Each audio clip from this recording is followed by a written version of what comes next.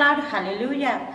ఇది నా వాక్యము 18వ తారీఖు 3వ నెల 2026వ సంవత్సరం. మన దేవుడు ఇస్తున్న చక్కటి మాట యోహాను సువార్త 14వ అధ్యాయము 21వ వచనం.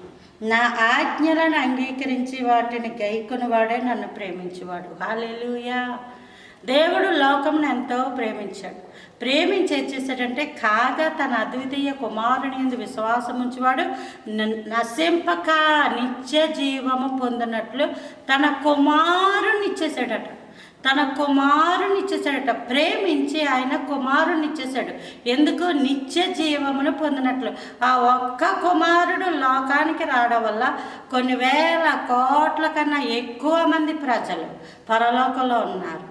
నమ్మిన ప్రతివాడు ఇలాగ జనరేషన్స్ అవుతున్న కొద్దీ, తరాలు అవుతున్న కొద్దీ ఈ పుట్టిన ప్రతి ఒక్కరు కూడా ఎందరైతే యేసు ప్రభుల వారిని సొంత రక్షకుడిగా అంగీకరిస్తారు వారందరికీ పరలోక రాజ్యం ఇచ్చి ఒక్క కుమారుణ్ణి భూమి మీదకి పంపి ఆయన యొక్క రక్తము చిందించడం ద్వారా పాప క్షమాపణ జరిగి పాపాలన్నీ క్షమించబడిపోయి కుమారుడు ఉండే స్థానాన్ని దేవుడిచ్చాడు. అలాగే మనం దేవుని ప్రేమిస్తున్నామంటే దేవుడు ఏం చెప్పాడో అవి మాత్రమే చెయ్యాలి.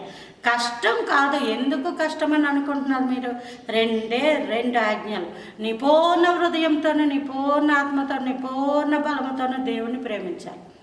ఇంకోటి, నిన్ను వల్లే నీ పొరుగు వారిని ప్రేమించాలి. ఇబ్బందుల్లో ఉన్న వాళ్ళని ప్రేమించాలి. అంతే. దేవుని కన్నా ఎక్కువగా ప్రేమించకూడదు. మొత్తం అంతా దేవుడే. దేవుడినే మొదటగా ప్రేమించాలి. దేవుడిని అడగండి. అట్టి రీతిగా జీవించే గొప్ప అదృష్టం దేవుడు మీకు కూడా అనుగ్రహించును గాక. Praise the lord. హల్లెలూయా.